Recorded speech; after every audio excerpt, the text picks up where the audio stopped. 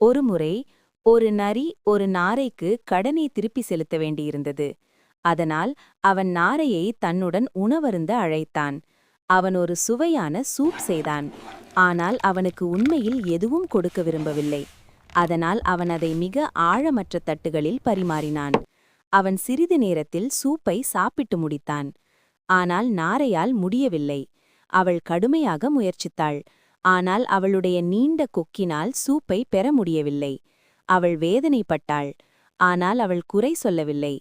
அவள் அவனிடம் விடை பெற்று வீடு திரும்பினாள். சில நாட்களுக்குப் பிறகு நாரை நரியை தன்னுடன் உணவருந்த அழைத்தது. அவள் ஒரு சுவையான உணவை சமைத்தாள். ஆனால் அவள் அதை உயரமான குறுகிய கோப்பைகளில் பரிமாறினாள். அவள் எந்த சிரமமும் இல்லாமல் மகிழ்ச்சியுடன் உணவை சாப்பிட்டாள்.